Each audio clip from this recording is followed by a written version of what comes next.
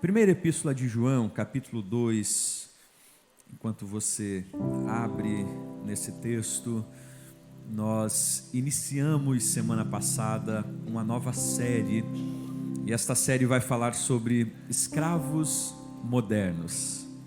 Escravos modernos. Pastor Aguiar, na terça-feira passada, lançou base a essa temática, lançou base sobre algumas verdades relacionadas à escravidão moderna, entendendo que essa escravidão ela não é feita a partir de correntes visíveis e de celas visíveis, mas são, na sua grande maioria, correntes espirituais, emocionais, psíquicas. E nós vamos caminhando, encontrando pessoas ao longo da nossa vida, da nossa jornada, que sorriem por fora, que estendem as mãos, que nos abraçam, que tocam, que caminham, mas que são escravos de situações, escravos de sentimentos, escravos de pecados, escravos de ambientes, escravos de pessoas. E nós muitas vezes não percebemos essa realidade que está muito presente diante de nós. O Dr. Gilvan abriu falando e é exatamente isso. Talvez há anos atrás, quando ele estava nessa situação com os familiares, você olha e diz: é alguém livre, mas está escravizado em sentimentos. A gente normalmente atrela a ideia de libertação ou de liberdade a pessoas que estão possessas por espíritos malignos, não é? E a grande verdade é que nós como cristãos também necessitamos de libertações diárias. Conhecereis a verdade e a verdade vos libertará. Mesmo que esse texto ele hoje está muito mais ligado a um cunho político, mas a sua essência continua sendo a essência de que a verdade da palavra tem o poder de transformar e libertar as nossas vidas. E hoje eu quero usá-los com a palavra. Vocês vão abrindo os textos, a gente vai pensando juntos exatamente sobre prisioneiros de si mesmos. Prisioneiros de si mesmos. Abra então, epístola segundo escreveu João, primeira epístola de João, capítulo 2, versículo de número 1. Versículo de número 1 e o versículo de número 2. Diz assim, filhinhos meus, estas coisas vos escrevo para que não pequeis. Todavia, se alguém pecar, temos um advogado junto ao Pai, Jesus Cristo, o justo. Ele é a propiciação pelos nossos pecados, e não somente pelos nossos próprios pecados, mas ainda pelos pecados do mundo inteiro. Amém? Obrigado, Senhor, pela sua palavra. Obrigado por este texto. Que o teu Espírito nos conduza nessa noite. Que o Senhor nos conduza e que a sua palavra gere em nós liberdade de espírito, liberdade de mente, liberdade de emoções. Conduza-nos, Senhor, pela sua palavra. Queremos celebrar em liberdade a Ti, em Cristo Jesus. Assente-se, por gentileza. Johnny amava ir à casa dos seus avós nos finais de ano, principalmente naqueles períodos de férias. Os seus avós tinham um sítio e ele com a sua irmã chamada Sally, iam e passavam algumas semanas na casa dos seus avós. E uma das práticas que Johnny gostava muito de realizar era exatamente aquela caçada primitiva de sair com um estilingue em mãos, tentando matar todas as pombas que ele encontrasse pelo caminho. Em um dos dias ele vai para a floresta e ele passa horas como um bom homem primitivo, com seu estilingue, ou cetra, ou bodoque, dependendo da região que você veio, tentando capturar um dos pássaros que ali estavam. Não teve êxito nenhum. Volta para a casa do seu avô triste demais, decepcionado, frustrado porque não conseguiu a caça que tanto esperava. Quando ele estava passando pela lagoa, ele percebe que o pato de criação íntima da sua avó estava ali, se banhando tranquilamente. Como um moleque, ele tem aquela ideia incrível: não matei nada, vou atirar uma pedra para espantar esse pato. E na exata hora que ele lança aquela pedra, a pedra acerta na cabeça do pato, de estimação da vovó. O pato morre. Ele pega o pato e faz o que alguns de nós fizemos já na infância, quando quebrou o copo, quando quebrou o prato da mamãe: esconde. Pega aquele pato, ele joga atrás de uma pilha de lenha cortada e vai para dentro da casa. Vida segue. Naquela mesma noite, após a refeição, a vovó chama a irmã de Johnny, a Sally, para que viesse secar a louça. A Sally disse o seguinte: vovó, o Johnny deseja muito secar a louça hoje. Ele na hora iria esbravejar, e a Sally chegou do ladinho dele e disse: eu vi o que você fez mais tarde com o pato da vovó. Ele se cala, vai secar a louça. Dia seguinte, após o café da manhã, o avô se levanta e diz: vamos pescar, Johnny. E a Sally diz: eu vou também. A vovó diz: não, eu preciso de ajuda aqui na cozinha. E ela diz: vovó, o Johnny disse para mim hoje à noite que ele quer lhe ajudar na cozinha. E o Johnny vai quieto para a cozinha auxiliá-la, e ela vai pescar com o avô. E no decorrer dos dias, é exatamente esta imagem, este cenário que vai sendo construído. Para cada atividade, para cada exercício, para cada afazer doméstico que a vovó chamava a Sally, ela direcionava ao Johnny, e ele ia cabisbaixo e calado, até que ele não suporta mais esse ambiente de opressão da sua irmã. Ele procura a sua avó, confessa o pecado: vovó, eu matei o seu pato, não era intenção nenhuma, eu não sou nenhum homicida, eu não estava tentando matá-lo, era só para afugentá-lo, mas eu matei ele, e eu preciso contar isso. Ela olha para ele, abraça de maneira muito carinhosa e diz: querido neto, eu vi pela janela quando você matou o pato. Eu vi que você pegou e jogou ele atrás dessa pilha. Na mesma hora eu te perdoei. Eu só estava me perguntando quanto tempo você iria deixar a Sally tornar você escravo do seu próprio erro. Quando eu li essa história, eu associei exatamente a essa realidade que nós discutiremos nessa noite. Essa história é um retrato autêntico de como nós somos aprisionados, na grande maioria das vezes, não pelos outros, mas pelos próprios erros que cometemos e não sabemos como lidar com eles. Na grande maioria das situações, nós nos tornamos prisioneiros de nós mesmos. Você já parou para perceber que, na grande maioria, as inimizades que foram construídas nos nossos relacionamentos, elas estão muito mais atreladas à nossa mente do que de fato à realidade palpável que está à nossa volta? E aí quando você em um determinado dia procura a pessoa e diz: olha, eu estou em inimizade com você, eu sei que nós não estamos nos dando bem, por isso, e a pessoa olha para você e diz: sério, eu não sabia disso, mas tudo bem, vem cá, me dá um abraço, está tudo resolvido. Mas aquilo estava na sua mente. Nós não nos damos conta, mas a grande maioria dos calabouços e das prisões em que vivemos, elas não são prisões externas, e elas também não são oriundas de pessoas que externamente possuem a capacidade em si de nos aprisionar. Mas as grandes prisões e calabouços que nós nos metemos são exatamente aquelas que nós mesmos criamos e não temos a condição necessária de sairmos a partir daquele estado de prisão que estamos vivendo.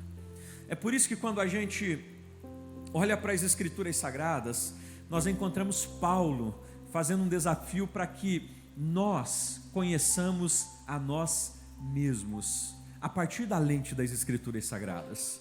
Porque todas as vezes que nós nos lançamos no processo de conhecer a nós mesmos, nós iniciamos uma jornada a partir do conhecimento bíblico, iniciamos uma jornada de libertação. Iniciamos um processo de algemas que vão sendo quebradas, que vão sendo deixadas pelo caminho, de calabouços que nós vamos saindo, à medida que nós vamos tendo a consciência, a partir das Escrituras, de quem de fato nós somos. É por isso que eu quero iniciar a minha fala falando sobre o primeiro tipo de escravidão que de maneira muito direta, nos torna prisioneiros. É a escravidão da cobiça. E talvez você dirá o seguinte: Jairson, eu não sou prisioneiro da cobiça. Eu não sou, em hipótese alguma, porque nós atribuímos a cobiça diretamente à relação financeira, a ideia de você querer ter, de você enriquecer. Mas o certo é que a cobiça tem transformado inúmeras pessoas escravos. Quando nós fazemos a leitura de Josué 7, nós temos uma narrativa muito interessante. Josué está no processo da conquista territorial que Deus havia prometido a Abraão.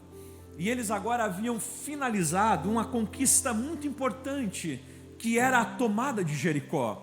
As muralhas haviam caído, o povo havia marchado sobre aquela cidade tão fortificada. E eles têm um segundo propósito, uma segunda missão, que era exatamente conquistar a cidade de Ai.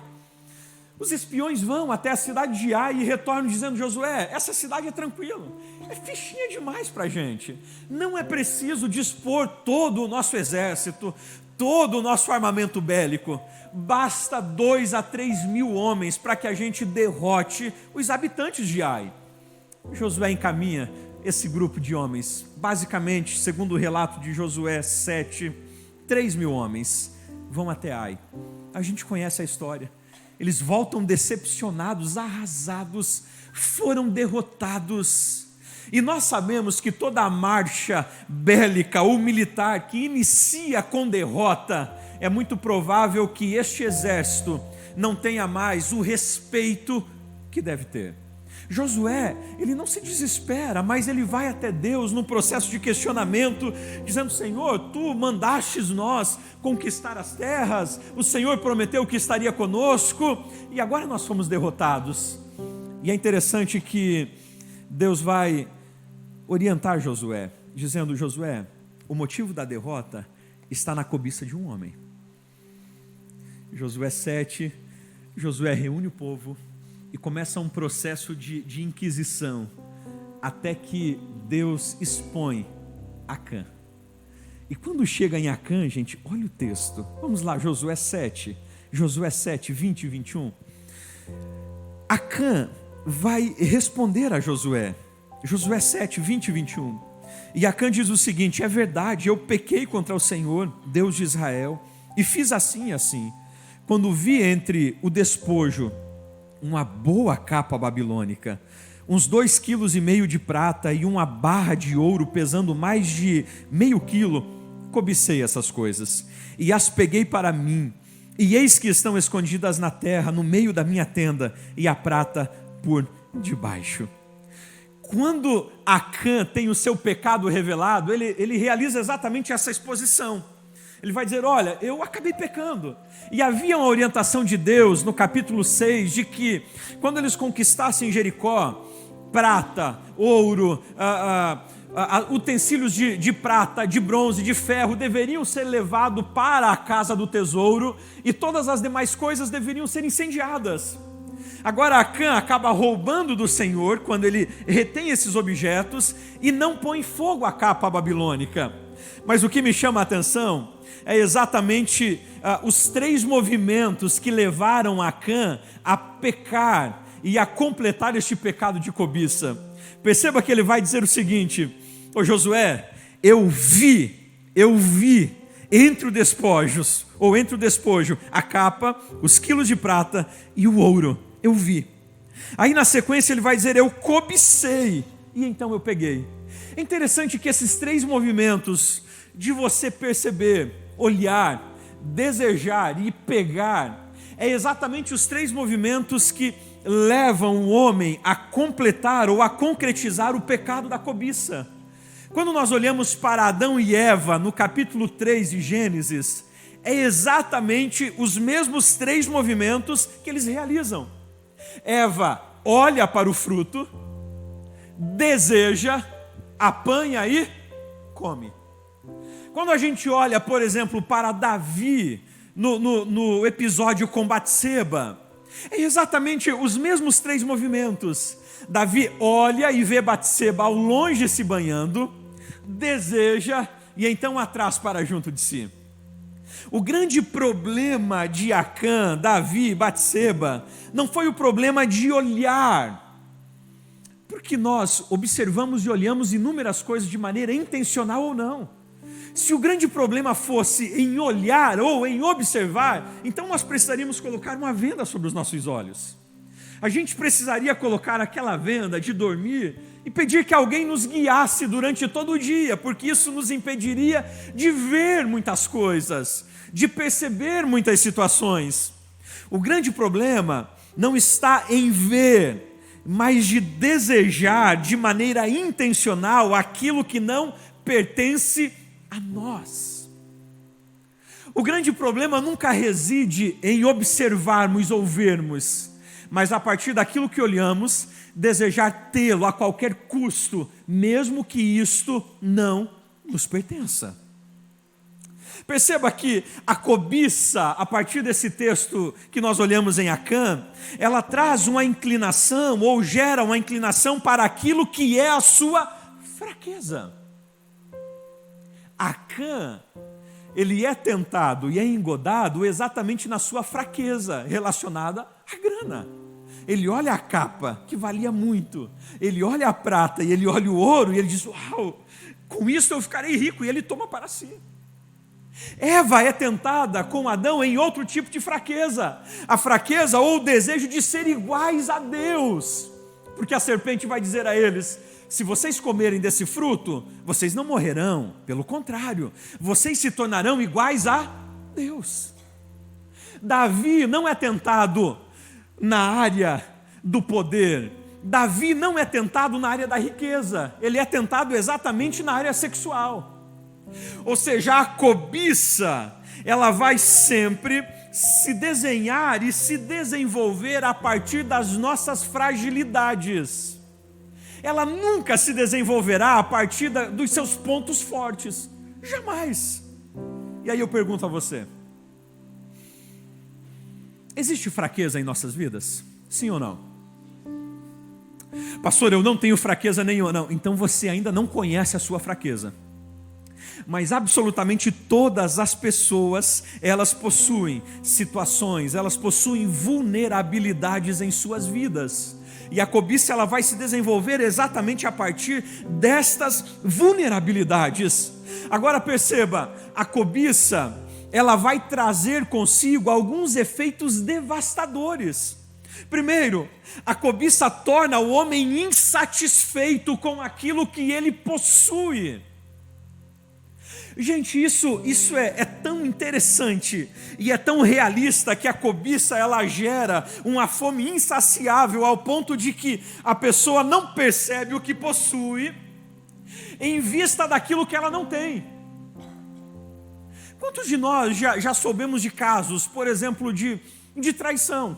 O homem trai a sua esposa, aí você olha para a esposa e diz: gente, uma mulher tão bonita, bem cuidada, elegante. Aí você olha para a mulher que o homem traiu a esposa e diz: eu não acredito nisso. Como que acontece? O problema não é a beleza em si, é exatamente o sentimento de insatisfação que a cobiça gera, ao ponto de que ele não percebe o que está ao seu lado ou o que ele possui, e o que ele quer é exatamente aquilo que ele não tem. Conta-se a história de um servo dentro de um reinado que era muito feliz e satisfeito. E o rei olhava para esse servo e ficava indignado com ele. Como? Eu sou um rei, eu tenho absolutamente todas as coisas ao meu dispor e eu não sou satisfeito como este servo. Um dos conselheiros chega para o rei e diz o seguinte: eu sei o que o senhor precisa fazer. Coloque na porta da casa dele um saco com 99 moedas de ouro. Ele diz: mas por que isso? Coloque e o senhor saberá. E durante a noite o rei manda que coloquem então na porta da casa daquele servo um saco cheio de moedas, 99 moedas de ouro. Pela manhã aquele servo levanta, quando abre a porta, 99 moedas. Ele pega o saco, ele despeja sobre a mesa e ele vai contando, 99. Diz: não, eu devo ter errado. Chamou a esposa dele: vamos contar. 99. Não, tem alguma coisa errada. Alguém vai deixar um saco com 99 moedas? Não, alguém deixaria um saco com 100 moedas e não com 99. Não. Quem que vai deixar picado? Chama os filhos, ele conta, não. E a partir daquele dia ele começa uma busca desenfreada para encontrar aquela moeda que ele julgava ter perdido naquele saco. A cobiça gera exatamente isso. Faz com que você fique cego para o que possui, em detrimento daquilo que não tem. É uma busca insaciável, é uma busca que não tem como saciá-la, a menos que você a cumpra. Um outro efeito da cobiça é exatamente o uso dos caminhos ilícitos para você obter o que deseja. A partir do momento que a pessoa é tomado pelo sentimento de cobiça, de insatisfação, a ética fica de lado.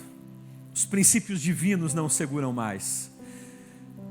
As amarras que as instituições ou que qualquer outro ser humano possa colocar nele não são mais suficientes. Ele dará um jeito de romper com as amarras, de quebrar as vigias que lhe fazem para conseguir o seu objetivo.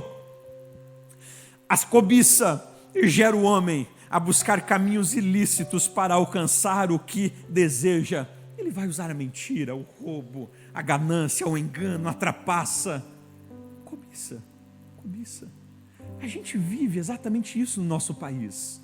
Você olha, por exemplo, para homens que são milionários, e de repente sai um escândalo deste homem que desviou alguns milhões, e você diz: gente, por que desviou isso? Esse cara já tinha muita grana. Cobiça. É exatamente o desejo de querer além daquilo que é seu. É esse sentimento de estar insatisfeito com o que já possui. E como ele conquista isso? A partir de caminhos que são ilícitos. E a pessoa que está envolvida nesse sentimento de cobiça, de desejo desenfreado por ter aquilo que não lhe pertence, normalmente ele ou ela ignora todas as consequências que poderão lhe sobrevir a partir daquilo que ele conquistará nesse estado de cobiça. Todos os sinais são alertados, mas todos os sinais são ignorados. Todos os sinais que lhe são dados são ignorados, porque ele está vendo unicamente o seu alvo, o seu objetivo. É aquilo que ele quer, é por aquilo que ele se move, é aquilo que o seu coração deseja, é aquilo que a sua alma anseia, e parece a ele que se não tiver aquilo, nada mais lhe faz sentido. Quando a gente lê a história de Aminon e Tamar, é exatamente isso que está diante de nós. Aminon, um dos filhos de Davi, Tamar, uma das filhas de Davi, com mulheres diferentes. E Aminon agora olha para Tamar e ele deseja, ele quer se deitar com ela. E o texto diz que ele inclusive cai de cama. E para ele não há mais sentido de vida, a menos que se deitasse com Tamar, que para a gente era filho do rei. Filho do rei, gente. Você acha que este homem, que este jovem não teria ao seu dispor qualquer moça do império do seu pai?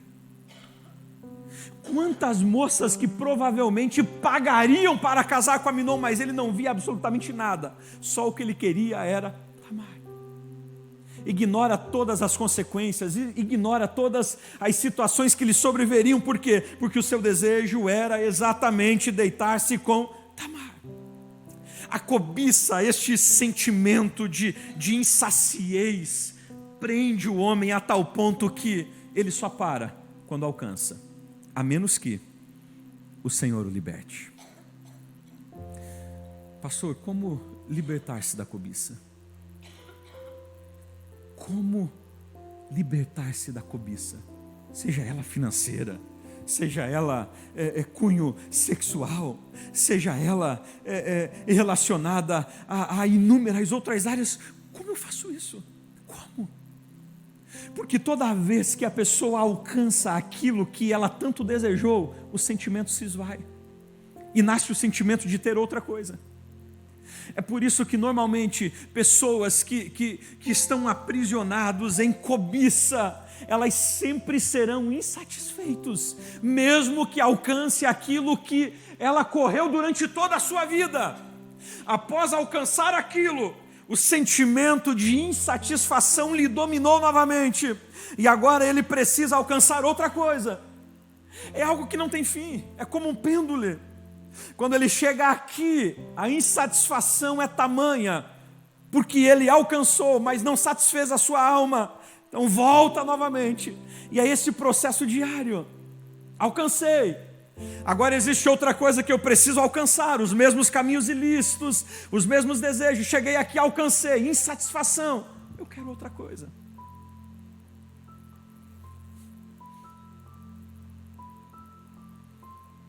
Como libertar-se da cobiça?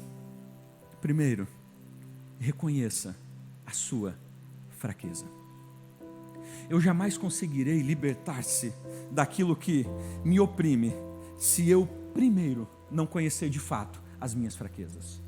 Eu preciso, como cristão, fazer uma análise e perceber de fato onde está a minha fraqueza, onde reside a minha fragilidade. Eu não posso ignorar isso, queridos. A gente às vezes levanta e segue a nossa vida e caminha a nossa jornada de fé sem nos percebermos das nossas fragilidades, e é exatamente por isso que vez ou outra nós estamos caindo no mesmo erro, no mesmo pecado, praticando as mesmas ações, a cobiça nos dominando. Por quê? Porque nós negligenciamos as nossas fragilidades. Agora, quando eu detecto de fato a minha fragilidade, a minha fraqueza, eu consigo sempre trabalhar para que ela esteja fortalecida. Você já viveu um processo de regime alimentar? Alguém já viveu isso? Não quiser levantar a mão, tudo bem, mas a gente já... E aí quando... queda por doce. Doce. Glória a Deus, Você não vai comprar uma barra de chocolate e deixar dentro da sua geladeira. Como? Não, eu estou lutando contra isso. Não, gente, eu vou procurar a mamãe da coelho, eu vou procurar reorganizar a minha vida alimentar de outra maneira. Agora eu vou trocar a barra. Não, mas eu deixo ela lá, porque eu tenho domínio sobre mim mesmo. Quando chega depois do culto, às 10 da noite, com aquela fome de leão, você abre a geladeira para pegar um copo d'água e aquela barra está dizendo: eu sou teu. E você diz: você é minha.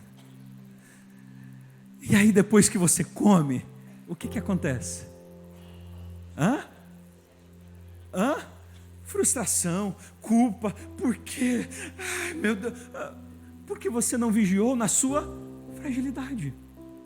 Nós precisamos perceber as nossas fraquezas. Quando eu percebo a minha fraqueza, eu consigo fortalecê-la. Quando eu percebo a minha fraqueza, eu consigo criar mecanismos, mesmo que esses mecanismos não irão em si me distanciar ou garantir que eu vença, mas eles me auxiliarão nesse processo. Então, primeiro, como a libertação da cobiça? Reconhecendo a minha fraqueza. Segundo, fortalecendo-se no Senhor. Eu preciso ter a consciência de que sozinho eu não conseguirei vencer as guerras que estou guerreando. A gente tem essa consciência, muitas vezes, do século 21, essa filosofia do tempo presente, de que com os nossos esforços, com a nossa capacidade, com a nossa decisão de vida e força de vontade, a gente consegue. E quantas vezes nós já realizamos isso exatamente 31 de dezembro? Você vem para o culto de virada de ano, escreve na agendinha e diz: esse pecado aqui acabou ano que vem. vai ficar em 2022, no dia 2 de janeiro, você está cometendo exatamente aquele mesmo erro que disse que não cometeria. Por quê? Porque na grande maioria das vezes nós negligenciamos o auxílio divino e acreditamos que somos capazes de vencer por si só. Olha que loucura nossa. Eu lembro que na adolescência fazia muito isso. Cometia alguns deslizes, aquelas coisas de molecada, pecava. Aí ao invés de ir aos pés do Senhor, rogar o perdão e a graça, o que a gente fazia? Eu vou agora tirar uma semana de quase que de sexta-feira de cinza. Agora eu consagro essa semana toda. Eu vou ser obediente ao Senhor. Aí lá pela sexta ou sábado eu dobrava os joelhos e dizia: Senhor, me perdoa pelo que eu fiz semana passada, mas essa semana eu já acertei tanto. Então, as Escrituras não nos propõem isso. As Escrituras nos chamam à realidade de que todas as vezes que nós cairmos, existe alguém que está ali pronto para nos levantar. Mas mais do que isso, nas nossas fragilidades e fraquezas, existe alguém que deseja nos auxiliar. Pedro traz a nós a compreensão de que devemos lançar sobre ele toda a nossa ansiedade, porque ele tem cuidado de nós. O grande problema nosso é tentarmos desenvolver ou vencer sozinhos. Então, primeiro, como eu venço a cobiça? Reconheça a sua fraqueza. Segundo, fortaleça-se no Senhor. Terceiro, desenvolva sentimento de satisfação pelo que você possui. A gente tem o dito, não é? A frase comum: a grama do vizinho sempre é a grama. O quê? Mais verde. É verdade isso? É verdade isso? As Escrituras não apontam para isso. O grande problema é que nós não nos damos por satisfeito com aquilo que temos, e ao invés de fazer isso, nos tornamos como Asaf no Salmo 73, olhando para o que os outros possuem e não aquilo que o Senhor concedeu a nós. E aqui está um grande problema, o problema de não olhar para aquilo que Deus já nos concedeu. Salmo 23, Projeto Sola, em uma das suas músicas, faz uma reinterpretação desse salmo, e eles dizem o seguinte: se o Senhor é o meu pastor, aquilo que eu não tenho, eu não preciso. Aquilo que eu não tenho, eu não preciso. É uma grande verdade. Queridos, a gente precisa desenvolver o senso de satisfação pelo que Deus nos concede. Nós precisamos olhar para o nosso, e eu não estou falando aqui de comodismo, de sentarmos e falarmos: não, dessa vida eu não saio, eu não mudo, não, mas a ideia de que aquilo que eu possuo é o necessário para viver. Se o Senhor conceder-me mais, amém, mas eu preciso ter a compreensão que não necessito do que o Dr. Gilvan tem para ser satisfeito, porque a minha satisfação em si está no Senhor. Então nós precisamos aprender a desenvolver esse senso de satisfação. A satisfação em Deus é o único meio de manter o nosso coração imune à cobiça. Ei, nós precisamos ter o cuidado para não vivermos a vida cristã em um processo de prisão com relação a insatisfações na alma. Cuide seu coração, cuide seu coração, cuide a sua alma, alimente-se daquilo que você possui, satisfação. A gente percebe que não existe apenas a escravidão da cobiça, mas existe também a escravidão da incapacidade pessoal. E essa é uma das escravidões que mais tem feito, mais tem gerado cristãos inférteis no reino de Deus. Olha só esse texto. Ou melhor, quando você ouve o nome de Moisés, o que vem à sua mente?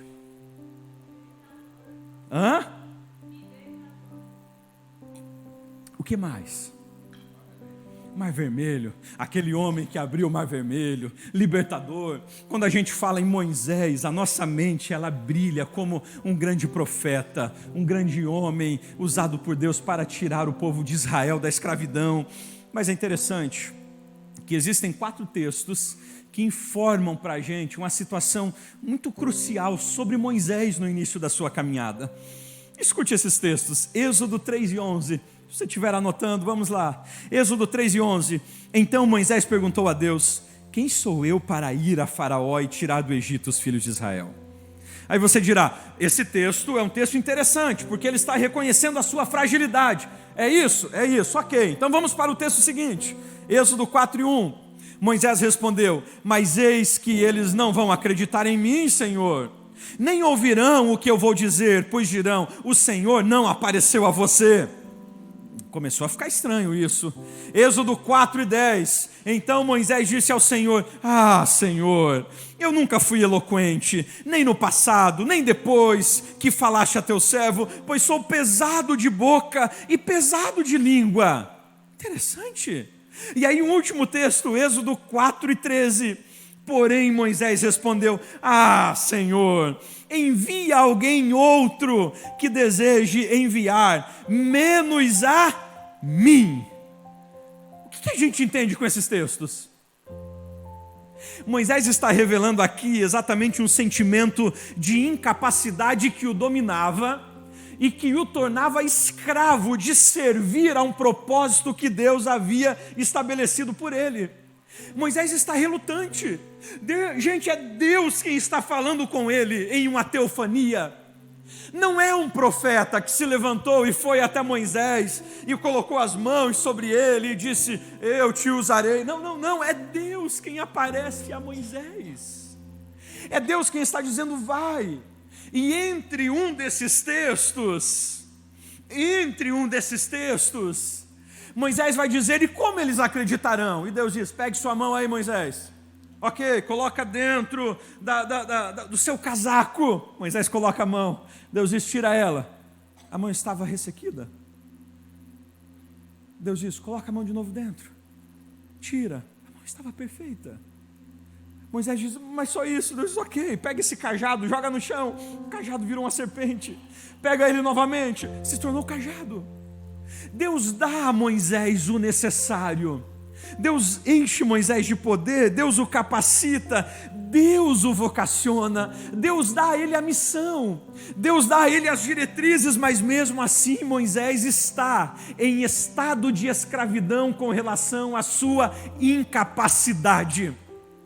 Ao invés dele olhar para o que Deus estava lhe prometendo, ao invés dele olhar para aquele que estava lhe chamando, ele estava dominado pela sua incapacidade, pela insuficiência de resolver as situações.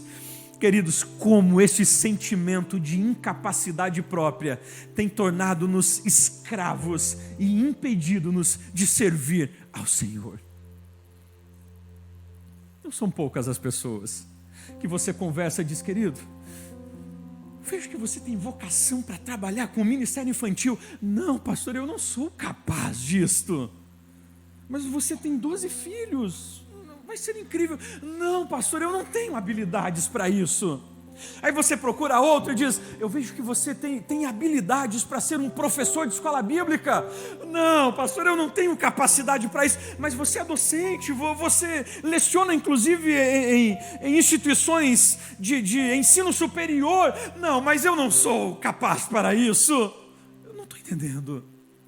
Aí você procura outro e diz: eu percebo que você tem habilidade para ingressar no ministério dos reparadores. Você é um pedreiro. Aos homens aí, aleluia. E aí o homem vai dizer: não, pastor, eu não sou tão capaz para isso. Como assim? Esse sentimento de incapacidade nos torna escravos de nós mesmos e nos impede de servir ao Senhor e realizar grandes coisas para Ele. Quantos de nós que poderíamos estar sendo instrumentos de Deus para libertar outros, para transformar vidas, para tocar em pessoas, para mudar histórias, mas não o fazemos por conta do sentimento de incapacidade que tem dominado a nossa vida. E a gente está como Moisés. Deus está dizendo: te dei capacidade, te dei dons, te dei talento, te instruí, te capacitei. E a gente está dizendo: não, Deus, envie outro, eu não sei falar. Deus, encaminhe outro, eu não sou o suficiente. Com muito carinho, pergunte para quem está do seu lado: a incapacidade não tem te dominado?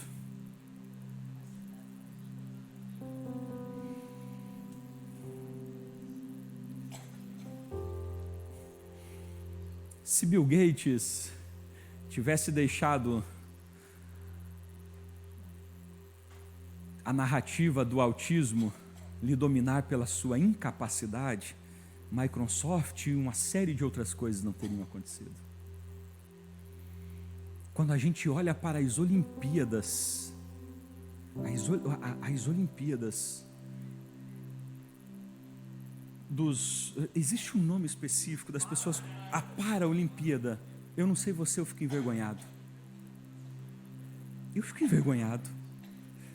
As pessoas com um senso de superação incrível, mesmo com as suas limitações físicas, com as suas limitações que lhe impedem de fazer como nós poderíamos, ou essas pessoas poderiam assentar-se na vida e dizer: não farei nada porque olha a minha incapacidade, mas elas têm o senso de que podem superar, de que podem realizar, e conquistam e colocam os seus nomes na história.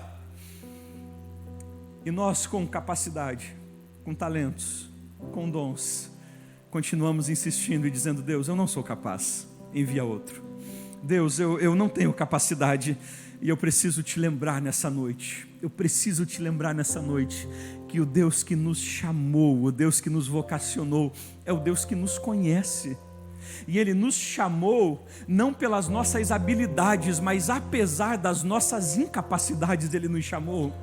Quando Ele está falando com os seus discípulos, em João 15, Ele vai dizer: eu vos chamei e vos nomeei.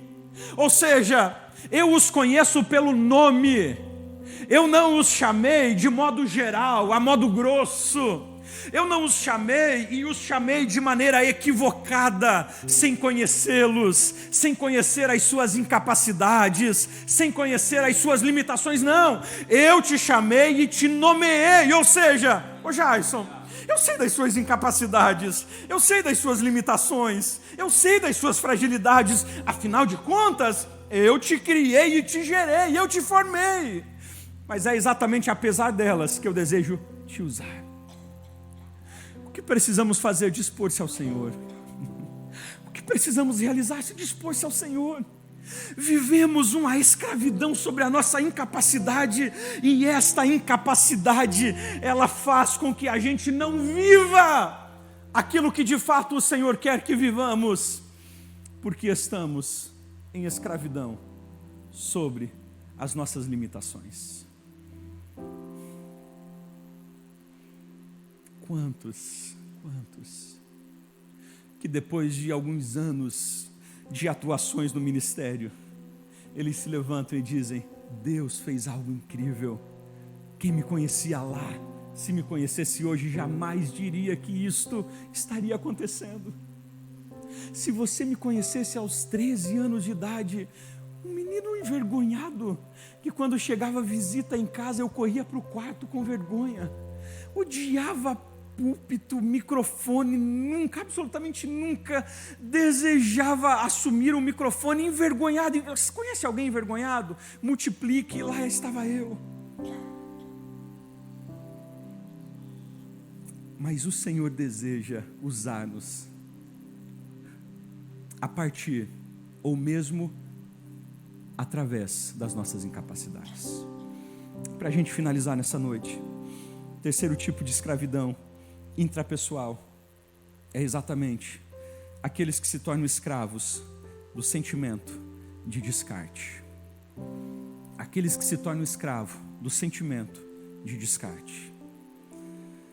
Interessante que nós encontramos a narrativa final em que Jesus está sendo crucificado, e nesse processo todo Pedro nega ao Senhor. Mas Pedro é exatamente aquele discípulo que tinha uma confiança em si mesmo. Pedro era impulsivo demais. Pedro era um homem que no círculo dos 12 se destacava, seja pela sua impulsionalidade, seja pelo seu senso de liderança. Pedro é exatamente aquele que, em um determinado momento, as pessoas estão deixando de ouvir a Cristo e se retirando, e Jesus olha para eles e diz: querem ir também? E Pedro, mais que depressa, diz: Senhor, para onde a gente irá, se só tu tens as palavras de vida eterna? Em outro momento, Jesus está fazendo um feedback com eles e diz: o que as pessoas estão falando sobre mim? E eles falam: alguns dizem que você é Elias, outro que você é João Batista, outro que é um dos grandes profetas. E aí Jesus olha e diz: e vocês? E Pedro, mais que depressa, diz: tu és o Cristo, o Messias, o Filho do Deus vivo.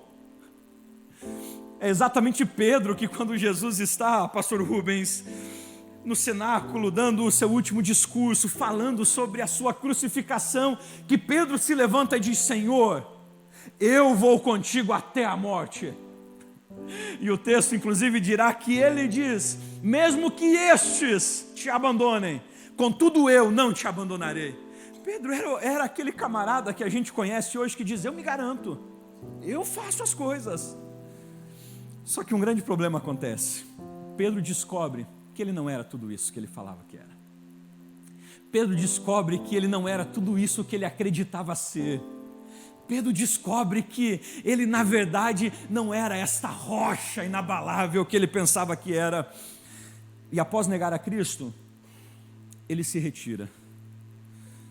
João vai narrar que, no capítulo 21, Pedro chama alguns dos seus amigos e diz o seguinte: vou pescar. E os outros respondem: nós vamos também. E eles vão. Gente, as notícias já estavam acontecendo de que Jesus havia ressuscitado. As notícias já estavam borbulhando de que Jesus não estava mais no sepulcro. Eles, inclusive, tinham ido lá no sepulcro e visto o sepulcro aberto, porém não tinham visto a Jesus. Mas Pedro é tomado por este sentimento de que, porque negou a Cristo, não serviria mais para o propósito do Mestre, e resolve voltar à velha vida, a vida da pesca. Mas o que a gente percebe é que o Senhor não o deixa. Como este sentimento escraviza pessoas que servem, que têm sonhos, propósitos, projetos, mas na primeira queda, no primeiro deslize, no primeiro tombo, a vergonha toma conta, o sentimento de inferioridade, a escravidão de descarte, de que Deus não conta mais comigo, de que o Senhor tem alguém melhor do que eu, de que o Mestre escolherá outros, o Senhor fará isso a partir de outros. Não, eu errei aqui e agora Deus não me usará mais, o seu projeto encerrou, Ele levantará outros. É um sentimento que domina inúmeras pessoas.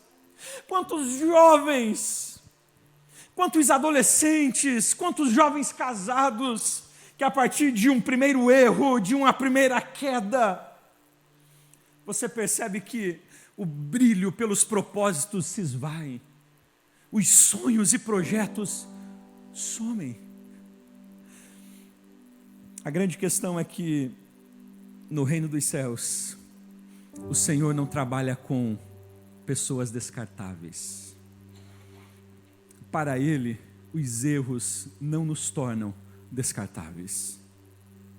Para Cristo, as nossas fragilidades e os nossos pecados não nos colocam em um estado de descarte, ao passo que Ele dirá: não, está quebrado, fora, quero outro. Não.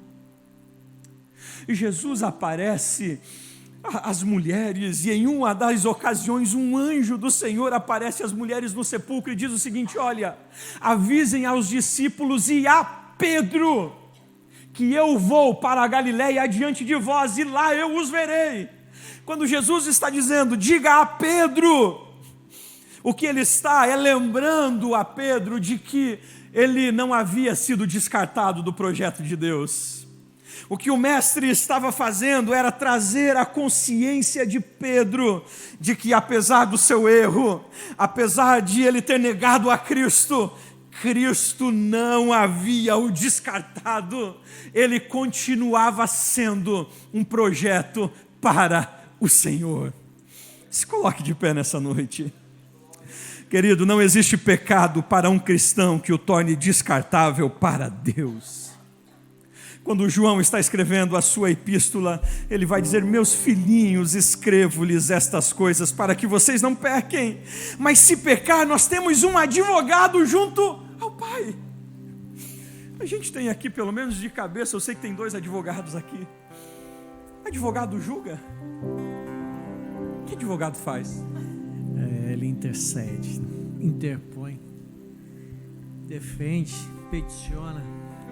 João está dizendo: filhinhos, não pequeis. Ou seja, João, ele não abre a nós a oportunidade de pecar, não. Ele está dizendo: não pequem. Se, porém, todavia, se vocês pecarem, saibam que não há um juiz que está os julgando nesse momento, mas existe um advogado justo ao lado de Deus, que está intercedendo por vós. Esta é uma das consciências que nós precisamos ter. 1 João 1:9, João continua nessa linha e ele vai dizer: se confessarmos os nossos pecados, Ele é fiel e justo para perdoar os nossos pecados e nos purificar de toda a injustiça. O que João está dizendo? Os nossos pecados não nos tornam lixo para Deus. Os nossos pecados não nos colocam em uma lata de descarte. Apesar dos nossos pecados, há um advogado que deseja restaurar o nosso estado e manter-nos firmes nos propósitos de Deus. Escute, talvez são inúmeros os sentimentos internos que nos aprisionam. Inúmeros. E a grande verdade é que quando nós somos aprisionados, é como que se você caísse exatamente dentro de um labirinto. A pessoa que está aprisionada, ela se sente dentro de um labirinto. Ela procura a saída e ela olha esse caminho, ele diz: lá tem uma porta, lá é a saída. E ele empreende todas as suas forças e chega lá, e quando abre a porta, é outro corredor. Pega a esquerda, é aqui então a saída. E ele segue e vê uma porta, ao final, lá está a minha esperança. E quando abre a porta, é outro corredor. Labirintos. Os processos de escravidões internas nos conduzem em estados de labirintos. Todas as portas que nós abrimos parecem saídas, mas não são. Apenas nos colocam em outro labirinto. E somente quem pode nos tirar deste labirinto é o Senhor. É somente o Senhor quem pode não apenas abrir a porta, mas nos resgatar deles e nos dar a liberdade. Tenha consciência nessa noite: você é filho, e filho não é escravo, porque o Pai o libertou.